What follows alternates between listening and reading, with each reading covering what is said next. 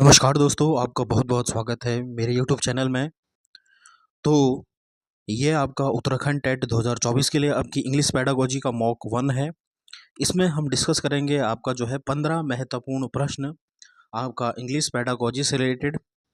तो अगर आपको सेशन पसंद आएगा तो आपसे रिक्वेस्ट है कि ज़्यादा से ज़्यादा शेयर करें और चैनल को सब्सक्राइब करें। आपको ऐसा ही कंटेंट इस चैनल पर देखने को मिलेगा। आपकी और सीरीज़ भी मैं आपके लिए लेकर के आऊँगा। तो ज़्यादा से ज़्यादा शेयर करें और सब्सक्राइब करें चैनल को। चलिए, आपका पहला प्रश्न कह रहा है, if a teacher wants to help students learn vocabulary which would be the most effective way. यानी अगर एक टीचर को बच्चे को जो है वोकेबलरी पढ़ानी है, ठीक है, तो टीचर जो है उसे कौन सा बेस्ट मेथड लगता है, मोस्ट इफेक्टिव मेथड कौन सा होगा वोकेबलरी पढ़ाने का। ठीक है, use of story and imagery, यानी इमेज के द्वारा और कहानियों के द्वारा उसे क्या है, बच्चों को क्या है, पढ़ाना है। Using of drill, drill method use करना है। ड्रिल मतलब आपका क्या होता है, बार बार बच्चे को क्या हम एक ही चीज़ क्या है प्रैक्टिस करवा रहे हैं, तो उसे हम क्या बोलते हैं, ड्रिल मेथड बोलते हैं। यूज़ ऑफ रिटन एक्सरसाइजेस, यानी लिखे लिखे हुए जो आपके कथन होते हैं वो बताने हैं। या फिर यूज़ ऑफ टेक्स्ट बुक, ठीक है, या फिर क्या है, उसे क्या है, बच्चे को हमें क्या है बुक से पढ़ाना है, किताब से पढ़ाना है। तो यहाँ पे जो है आपका जो है टेक्स्ट बुक आपका जहाँ पे भी आ जाएगा वहाँ आपका गलत हो जाएगा। ठीक है, मैंने फिर से बोल रहा हूँ कि जहाँ पे भी आपका पाठ्य पुस्तक आएगा ये आपका गलत हो जाएगा। फिर आता है आपका रिटन एक्सरसाइजेज, यानी हाथ से लिखे हुए एक्सरसाइजेज, यानी आपके कुछ नोट्स वगैरह हो सकते हैं, तो ये भी आपके गलत होता है।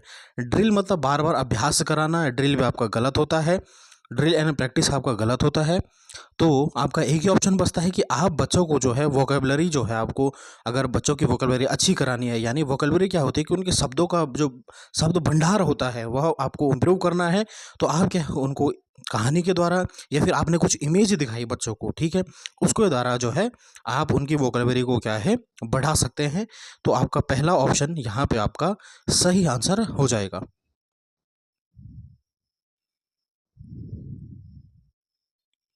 अगला प्रश्न है आपका, which of these may be the benefit of multilingualism.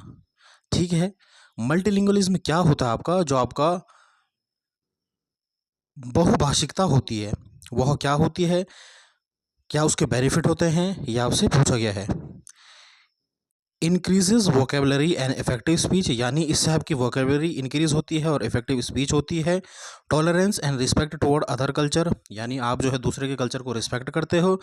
Restricted employment opportunities, यानी एम्प्लॉयमेंट अपॉर्चुनिटीज़ आपको नहीं मिलती हैं उससे। मेटल लिंग्विस्टिक अवेयरनेस, ठीक है, आपको ज़्यादा ही लैंग्वेज की अवेयरनेस हो जाती है। तो इसका एक बताना आपको कि कौन सा इसका बेनिफिट हो जाएगा, तो ये हो जाएगा आपका यहाँ पे जो है वोकेबलरी आपकी क्या हो जाती है, इंक्रीज हो जाती है। बिल्कुल सही है। ठीक है, ये आपका मल्टीपल चॉइस क्वेश्चन है। ठीक है, तो चलिए देखते हैं आपका कि इससे क्या हो जाती है, वोकेबलरी इंक्रीज हो जाती है। बिल्कुल सही है। रिस्पेक्ट टुवर्ड्स अदर कल्चर, बिल्कुल सही, आप जो है दूसरे के कल्चर को रिस्पेक्ट करते हो। एम्प्लॉयमेंट की जो अपॉर्चुनिटीज़ होती है उसे क्या है कम कर देता है, ये आपका गलत है, बढ़ा देता है। मेटल लिंग्विलिस जो अवेयरनेस होती है, यानी बहुभाषिकता की अवेयरनेस बढ़ाती है। बिल्कुल सही। तो एक, दूसरा और चौथा इसका सही आंसर हो जाएगा। एक, दूसरा और चौथा, तो ये आपका डी ऑप्शन यहाँ पे क्या है, सही आंसर हो जाएगा। चलिए अगला प्रश्न देखते हैं हम। Multilingualism as a source in education aims at, यानी जो बहुभाषिकता होती है, आपका बहुभाषिकता तो हमेशा प्रश्न आता है कि मल्टीलिंगुअलिज्म जो होती है वह एक सोर्स की तरह आपका काम होती है। किस हिसाब से आपसे पूछा गया है। Making use of languages learners for teaching learning, यानी क्या होता है कि जो बहुभाषिकता होती है उससे क्या होता है आपका use of language of learners for teaching learning, या फिर making learners learn as many languages possible. ठीक है, या फिर क्लासिकल लैंग्वेज जो होती है आपकी उसे पढ़ाने के लिए होता है, या फिर enabling to learn English language for jobs and mother tongue for culture, यानी जॉब के लिए बहुभाषिकता यूज़ होती है।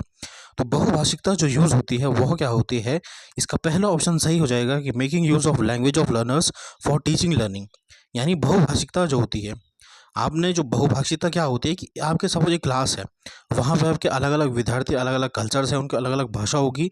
तो उससे क्या होता है कि बहुभाषिकता यानी हर बच्चा क्या है अपने अपनी कल्चर, अपनी भाषा को लेकर के आएगा। तो बहुभाषिकता आपका इसे कहा जाता है, ठीक है। तो ये आपका क्या है, सही माना जाता है। तो ए ऑप्शन यहाँ पे सही हो जाएगा, making use of languages of learners for teaching learning. इसलिए आपका जो है मल्टीलिंगुअलिज्म क्या है, एक क्या है, रिसोर्स के तौर पे यूज होता है। मल्टीलिंगुअलिज्म यानी बहुभाषिकता एक क्या है, रिसोर्स के रूप में यूज होता है। इसे क्या है, टीचर को नकारना नहीं चाहिए, बल्कि एक चुनौती के रूप में लेना चाहिए। अगला देखते हैं अब हम। Dash comprehension is the skill of reading a piece of text closely or intensely for the purpose of extracting specific information from the text। ठीक है, ये आपका रीडिंग से प्रश्न आ गया। आपका टाइप्स ऑफ रीडिंग होती है इंटेंसिव रीडिंग, जो आपका इंटेंसिव रीडिंग होता है, उसके बाद एक्सटेंसिव रीडिंग होता है, स्कीमिंग, स्कैनिंग। ये सब मैंने आपको जो है आपका प्लेलिस्ट बनी होगी, वहाँ पे जो है आपका पूरी इंग्लिश जो पैडागोजी है वो कवर हो चुकी है। आपके 4 कंप्लीट पैडागोजी आप देख सकते हैं आपको डिस्क्रिप्शन में, और आपको जो है प्लेलिस्ट में जाकर के मिल जाएगा उत्तराखंड टेट 2024। आप क्लिक करेंगे तो वहाँ पे आपको 4 कंप्लीट पैडागोजी मिलेगी, उसमें भी आपको पढ़ाया हुआ है मैंने। तो यहाँ पे पूछ रहा है कि dash comprehension is the skill of reading a piece of text closely, यानी जब हम क्या है क्लोजली डीप में पढ़ते हैं उसको, intense for the purpose of extracting information from the, यानी हम उस चीज़ को पढ़ते हैं उससे क्या है, हम उसका क्या है सार निकाल सकें, ठीक है। तो उस रीडिंग को हम इन्फ्रेंशियल रीडिंग बोलेंगे, इन्फ्रेंशियल कॉम्प्रिहेंशन बोलेंगे, ग्लोबल बोलेंगे, लोकल बोलेंगे, या फिर ट्रांजैक्शनल बोलेंगे। तो ये हो जाएगा आपका लोकल कॉम्प्रिहेंशन, उसे हम बोलेंगे। सी ऑप्शन यहाँ पे आपका सही आंसर हो जाएगा। अगला प्रश्न देखते हैं अब हम। In the context of theory of multiple intelligence, आपका थ्योरी जो है बहुभाषिकता जो है आपकी थ्योरी ऑफ मल्टीपल इंटेलिजेंस यानी बहुबुद्धि सिद्धांत आपका किसने दिया था, ये दिया था आपका हार्वर्ड गार्डनर ने। आपका हार्वर्ड गार्डनर ने जो है आपका बहुबुद्धि सिद्धांत दिया था। उसके सापेक्ष में आपसे पूछा गया है which one of the following intelligence is related to language, यानी लैंग्वेज कौन से रिलेटेड है। तो इसके लिए आपको जो है आपकी हार्वर्ड गार्डनर की जो थ्योरी होती है वो आपको पढ़नी पड़ेगी। ये थ्योरी मैं आपको बाद में करा दूंगा, ठीक है। फिलहाल आपको याद रखना है कि उन्होंने क्या है 8 प्रकार की आपकी बुद्धि बताई थी। तो उनमें से एक बुद्धि है आपकी लिंग्विस्टिक वर्बल इंटेलिजेंस, यानी बी इसका सही ऑप्शन हो जाएगा, ठीक है। अगला है according to Vygotsky when a children regulates his own actions with the help of language but the language is not audible to other she is involved in। Vygotsky ने, जो आपका वाइगोस्की है, ये भी आपका वाइगोस्की की थ्योरी पूछी जाती है। उन्होंने आपका जो है कहा था कि जब बच्चा जो है खुद के अंदर, जब आपने देखा हो जो छोटा बच्चा जो होता है वह क्या है खुद से बातचीत करता है अपने आप की, मुझे ये काम करना है, अपने मन के अंदर दोहराता है। तो उसको वाइगोस्की ने क्या बोला, आपका inner speech, private speech, social speech, या फिर ईगोसेंट्रिक स्पीच। आपका वाइगोस्की जो है वह क्या है सामाजिक संज्ञान, सामाजिक से रिलेटेड है, यानी समाज को ज़्यादा महत्व देते हैं, सोसाइटी को ज़्यादा महत्व देते हैं, ठीक है, भाषा को देते हैं। SCL से आपको याद रखना है सोसाइटी, कल्चर और लैंग्वेज, ये आपका वाइगोस्की की थ्योरी है। SCL यानी सोसाइटी को ज़्यादा महत्व देना, कल्चर को महत्व देना और भाषा को महत्व देना। ये आपका जो है बच्चे का जो संज्ञानात्मक विकास होता है उसमें आपका वाइगोस्की की थ्योरी अंदर आता है कि समाज, कल्चर और लैंग्वेज ये आपका एक महत्वपूर्ण रोल निभाते हैं एक बच्चे के जो है संज्ञानात्मक विकास में। किसके हिसाब से, वाइगोस्की के हिसाब से। तो इसमें उन्होंने बोला था कि बच्चा जो अपने को गाइड करता है तो उसे बोलता है आपका साइलेंट इनर स्पीच, उसे हम कहते हैं, ठीक है। इनर स्पीच इसका सही आंसर हो जाएगा।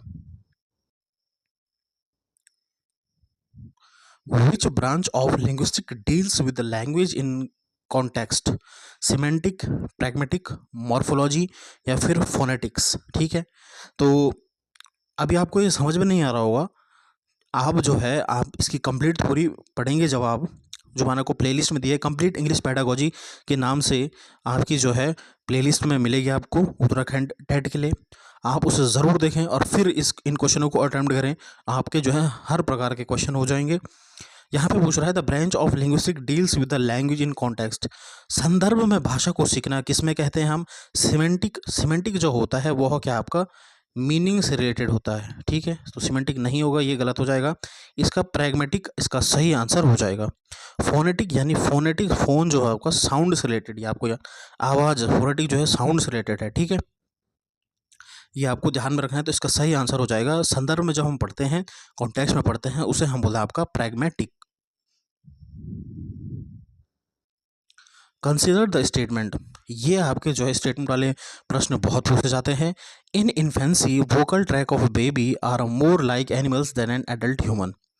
जब बच्चा इन्फेंट रहता है यानी जन्म से 2 वर्ष का रहता है, तो उसके जो है क्या है, वोकल जो उसकी कॉर्ड होते हैं, यानी जब उसको गले का जो होता है वह एक एनिमल की तरह होता है, ठीक है। During 6 to 12 month a baby is in old in variegated babbling and repeated babbling. Babbling क्या होता है, जब बच्चा 6 से 12 महीने का होता है तो वह क्या है, बैबलिंग करना यानी बलबलाना शुरू कर देता है, जैसे मम्मा पापा, ऐसे दो दो करके शब्द को हम क्या बोलते हैं, बैबलिंग बोलते हैं।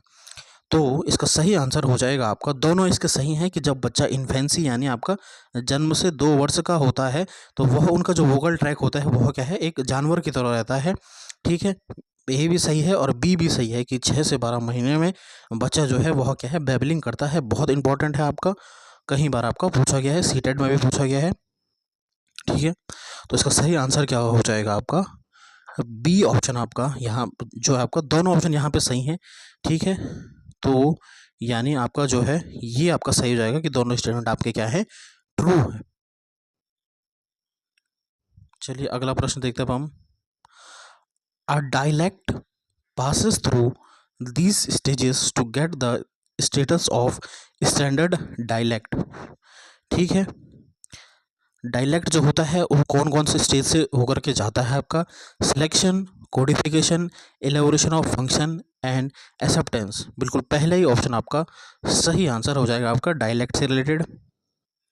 अगला देखते हैं अब हम। फिर से आपका जो है, आपको इन दो स्टेटमेंट बताना, आपको कौन सा स्टेटमेंट आपका सही होगा। A variety of language spoken in one part of country is known as regional dialect. यानी एक कंट्री जो है, देश के एक पर्टिकुलर एरिया में कोई भाषा बोली जाती है उसे हम रीजनल डायलेक्ट बोलते हैं, बिल्कुल सही। A variety of language used only by the people having similar education background is known as social contract, ठीक है। यहाँ पे कह रहा है, एक बात मैं आपको बता देता हूँ कि जहाँ पे भी आ जाएगा आपका ओनली, ओनली शब्द जहाँ पे भी आ जाएगा ये हमेशा आपका गलत होता है। ज़्यादातर 99% आपका ओनली शब्द जहाँ पे भी आ जाएगा आपको सीधे देखते ही उसको गलत कर देना है। और इसको हिंदी में हम क्या बोलते हैं, केवल। केवल शब्द जहाँ पे भी आ जाएगा ये आपका गलत होता है। तो यानी ए सही है और बी क्या है, गलत है। ये कथन और कारक वाले प्रश्न आपके बहुत पूछे जाते हैं आपके। चलिए अगला देखते हैं अब हम। For participating in a group debate, ठीक है, a language teacher puts one condition in a group, 4 students should be from junior class and 1 student should be from senior class who can assist juniors whenever required. The idea of group foundation depends on, यानी एक teacher जो है वह एक group बना रहा है तो उसने 4 स्टूडेंट जो है वो जूनियर के रखे और एक बच्चा उसने सीनियर का रखा, ताकि वह क्या है, अपने जूनियरों को क्या है, असिस्ट कर सके, कमांड कर सके, उनको क्या है, मदद कर सके। तो ये जो ग्रुप बनाया है ये किसकी थ्योरी पे बनाया है टीचर ने, प्याजे की थ्योरी पे, वाइगॉस्की की थ्योरी पे, ब्लूमफील्ड थ्योरी पे, या फिर क्रेशन की थ्योरी पे, ठीक है। आपकी जितने भी थ्योरी हैं बहुत इंपॉर्टेंट है। ब्लूमफील्ड की थ्योरी आपका नहीं है इंपॉर्टेंट, प्याजे की थ्योरी है, वाइगॉस्की और क्रेशन की थ्योरी भी है, ठीक है। तो ये सब मैं आपको पढ़ाऊंगा। तो फिलहाल इसका सही आंसर क्या हो जाएगा कि जब बच्चा क्या है, ग्रुप में पढ़ता है, ग्रुप मतलब क्या है, अपने समाज में पढ़ता है। तो मैंने बोला था आपको SCL यानी सोसाइटी, कल्चर और भाषा। SCL यानी सोसाइटी, कल्चर और भाषा। इस पे कौन बल देता है आपका, ये देता है आपका वाइगॉस्की। तो बच्चा जब ग्रुप में पढ़ेगा तो इसका मतलब क्या है, वह क्या है, उसका सोसाइटी, उसका कल्चर उसमें आ रहा है। तो आपका सही ऑप्शन बी इसका सही आंसर रहेगा। ये आपका वाइगॉस्की की थ्योरी है, बहुत इंपॉर्टेंट थ्योरी है आपकी, वाइगॉस्की और प्याजे की, ठीक है। अगला प्रश्न है, being a teacher what should you like to prefer if any student has shown disruptive behaviour during group presentation. यानी आप एक टीचर हैं और आप एक ग्रुप प्रेजेंटेशन दे रहे हैं और उस टाइम आपको किसी ने डिस्टर्ब कर दिया यानी, ठीक है, तो आप क्या करेंगे, येल एट हिम और her in the front of the group class, यानी उसको घूरेंगे आप, ठीक है, या फिर speak to him in the class, उसे आप बोलेंगे, टॉक विद हिम और हर इन द क्लास, उसके साथ बातचीत करेंगे, leave him and look forward to self discipline during group presentation. यानी आपसे पूछ रहा है कि टीचर यहाँ पे प्रेजेंटेशन नहीं दे रहा है, यहाँ पे जो है बच्चा प्रेजेंटेशन दे रहा है, तो क्या है, और उसने क्या है डिसरप्टिव बिहेवियर कर दिया, ठीक है, कुछ उसने उसे चीज़ें नहीं करनी चाहिए वो उसने करी, वो अपना ग्रुप प्रेजेंटेशन दे रहा था, तो आप क्या करें, आप बच्चे को समझाएंगे, आप उससे क्या है बातचीत करेंगे, तो यानी क्या है सी ऑप्शन आपका सही आंसर हो जाएगा, टॉक विद हिम और हर इन द क्लासरूम, ठीक है, ये आपका सही आंसर हो जाएगा। A set of assumptions which explain the language as a set of structure as rules is called, यानी एक set of assumption which explain the language as a set of structure और rules, set of structure और rules उसे हम क्या बोलते हैं, भाषा के सेट ऑफ रूल्स उसे हम क्या बोलते हैं, communicative approach, interactive approach, structural approach या फिर इनपुट अप्रोच, तो उसे हम क्या बोलेंगे, आपका स्ट्रक्चरल अप्रोच, यानी सी ऑप्शन आपका सही आंसर हो जाएगा। यहाँ पे है स्ट्रक्चर, तो आपको याद रखना है स्ट्रक्चर से क्या हो जाएगा, स्ट्रक्चरल अप्रोच इसका सही आंसर हो जाएगा। अगला प्रश्न देखते हैं अब हम, कंसिडर द स्टेटमेंट, एक स्टेटमेंट दिए हैं आपको, बताना है कौन कौन, दो स्टेटमेंट दिए हैं आपको, इनमें से आपको सही बताना है, ठीक है। The role of a teacher is just like a facilitator, यानी एक टीचर का जो रोल होता है वह क्या होता है अपनी कक्षा में, क्या है कि फैसिलिटेटर होता है, यानी फैसिलिटेटर क्या होता है, एक सुविधाकर्ता के रूप में होता है, बिल्कुल सही है। और monitor then rather simply being the model of for correct speech, यानी टीचर जो होता है एक फैसिलिटेटर के रूप में काम करना चाहिए, बिल्कुल सही, केवल एक मॉडल के रूप में नहीं होना चाहिए उसे, बिल्कुल ठीक है, बिल्कुल ये ऑप्शन आपका सही है।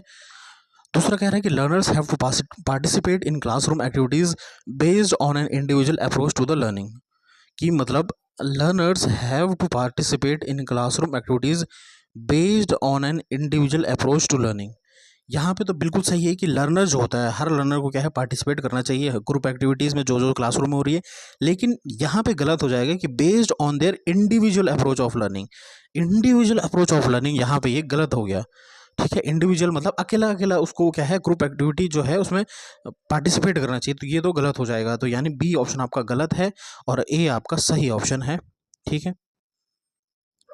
तो ये है आपके कुछ आपके जो है 15 लगभग आपके प्रश्न हैं ये, ठीक है। तो अगर आपको सेशन पसंद आ रहा है तो चैनल को सब्सक्राइब करें और शेयर ज़रूर करें अपने दोस्तों के साथ, ऐसा ही कंटेंट आपको देखने को मिलेगा, ठीक है।